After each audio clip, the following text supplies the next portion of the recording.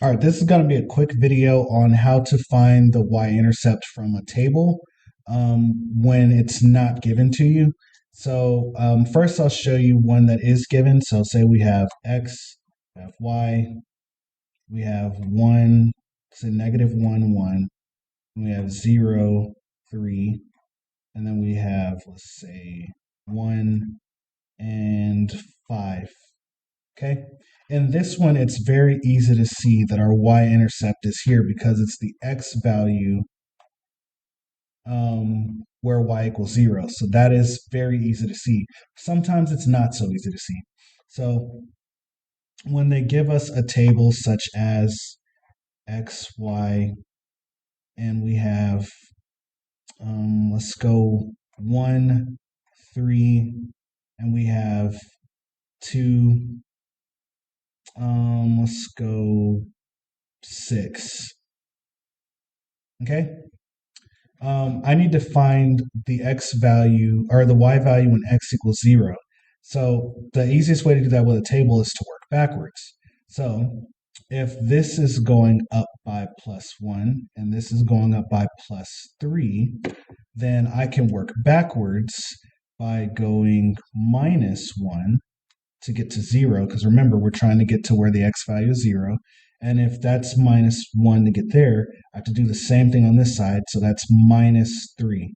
Basically, think of it like an equation. What I do to one side, I have to do to the other, so I have to be consistent. So 3 minus 3 happens to be 0. Okay, so our y-intercept on this particular equation, or this particular table, is 0. So this tells me that this line goes through the origin. Okay, so I worked backwards to get to, once again, my y value when x equals 0. Let's do another one. We also have, let's try, we have x, we have y, we have -1, we have 7, we have -3, and we have 9. Okay, so maybe it doesn't work this way, but we can still try to work backwards. Once again, we have to get to where x equals 0. So on this one, we know that this is increasing by +2, and we know this one is decreasing by -2. Okay, so how do I get to 0 here? Well, I have to go by 1. So this is a +1 because I have to work backwards to get to 0.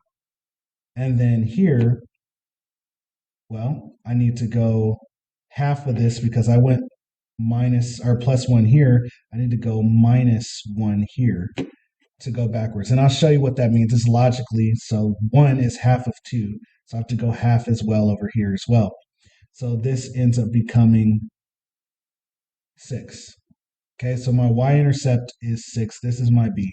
Now to prove that using the formula, which is called slope-intercept, we go y equals mx plus b. And I'll make another video specifically on how to do this.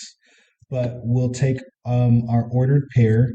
Let's say once we find our rise over run, which happens to be 2 over -2 or just 1. So let's say m is equal to -1 over 1, which equals -1. And then we'll take an x value and a y value. Let's take -1 and 7. So we'll take -1 and 7, and we're going to put them into our equation here. So 7 becomes y, 7, sorry, and that's equal to -1 times -1 plus b, and then we solve for b. In this case, -1 times -1 is 1. So 1 plus b equals 7. Well, what plus 1 gives me 7? I can subtract 1 from both sides, make a 0 pair, subtract 1 from both sides, make a 0 pair. This, or sorry, 7 minus 1 is 6. So in this case, we have 6 is equal to b because that's all that's left over. So we prove working backwards. We can use a little bit of logic and reason, but this formula itself also helps us. So this is a quick way to find the y-intercept using a table and the formula.